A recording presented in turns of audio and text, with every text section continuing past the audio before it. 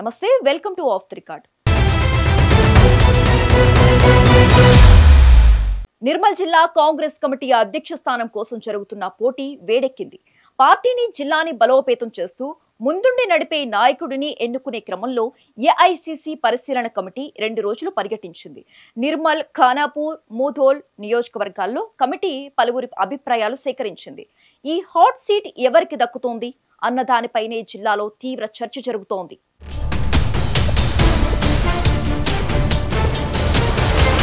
Nirmal DCC అధ్యక్ష పదవి కోసం 22 మంది నాయకులు దరఖాస్తు చేసుకున్నారు. ఈ జాబితాలో ప్రస్తుత అధ్యక్షుడు కూచాడి శ్రీహర్రావు, జిల్లా గ్రంథాలయ సంస్థ chairman Arjumand Ali, Bhainsa market committee chairman Anandrao Patil, Pattireddy Rajeshwar Reddy వంటి సీనియర్లు డీసీసీ రేసులు ఉన్నారు.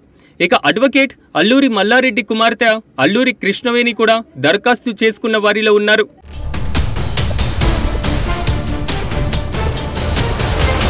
ప్రస్తుతం రాష్ట్రంలో కాంగ్రెస్ పార్టీ అధికారంలో ఉండడంతో నిర్మల్ జిల్లాలో కూడా పార్టీకి బలమైన నాయకుడు ఉండాలి.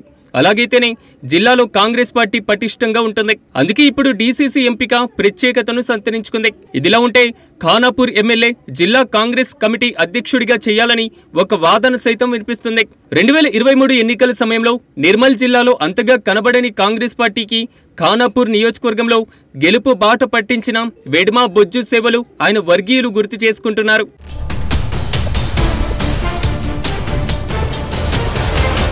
ఇక నిర్మల్ జిల్లా పరంగా చూస్తే హైకమాండ్ డిసైడ్ చేసిన 3 అభ్యర్థుల పేర్లు ఖరారు చేసి పంపినట్లుగా తెలుస్తోంది. స్థానికంగా ఉన్నటువంటి పలువురు మేధావులు, సీనియర్లు మాత్రం అర్జుమంద్ అలీ, పత్తిరెడ్డి రాజేశ్వర్ రెడ్డిలతో పాటుగా ప్రస్తుత డీసీసీ అధ్యక్షుడిగా పనిచేస్తున్న శ్రీహర్రావు పేర్లను రికమెండ్ చేసినట్లుగా పార్టీ వర్గాల్లో తీవ్ర చర్చ జరుగుతుందట. జిల్లా గ్రంథాలయ చైర్మన్ అర్జుమంద్ అలీ మైనార్టీ కోటాలో తనకు అవకాశం ఇవ్వవలసిందిగా కోరుతున్నట్లు ప్రచారము జరుగుతుంది. ఇక గతంలో పార్టీకి ఎనలేని సేవ చేసిన పత్తిరెడ్డి రాజేశ్వర్ రెడ్డి సైతం తన గలం వినిపిస్తున్నారట. ఇక మొన్నటి వరకు డీసీసీ అధ్యక్షుడిగా ఉన్న శ్రీహర్రావుకే మరోసారి నిర్మల్ డీసీసీ పదవి ఇవ్వాలన్న వాదన కూడా బలంగా వినిపిస్తుందట.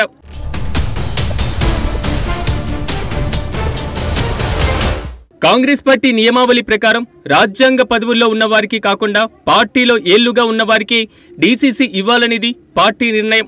దీంతో పార్టీలో సీనియారిటీ, సమర్థతల ఆధారంగా పదవులు ఇవ్వాల్సి ఉంటుంది. అయితే తాము నియమించుకున్న నిబంధనలను తామే ఉల్లంఘిస్తున్న చందంగా కాంగ్రెస్ పార్టీ అధిష్టానం వ్యవహారం ఉంటుందన్న విమర్శలు ఇప్పుడు వినిపిస్తున్నాయి. అయితే ఎమ్మెల్యేలు, కార్పొరేషన్ల చైర్మన్లను డీసీసీలుగా నియమించేటువంటి అవకాశం ఉందని కూడా పీసీసీ అధ్యక్షుడు మహేష్ కుమార్ గౌడ్ వ్యాఖ్యలు డీసీసీ పదవికి దరఖాస్తు చేసుకున్న వారిలో కొందరికి నిరాశపరుస్తుందట.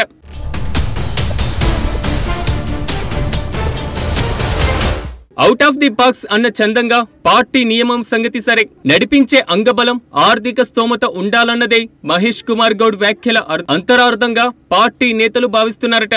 మొత్తానికి నిర్మల్ డీసీసీ పగ్గాలు ఎవరికి దక్కుతాయన్న దానిపై జిల్లా నేతల్లో ఉత్కంఠ తారాస్థాయికి చేరిందట. ఇప్పుడు అందరి చూపు పార్టీ హైకమాండ్ మీదే ఉన్నట్లుగా తెలుస్తోంది.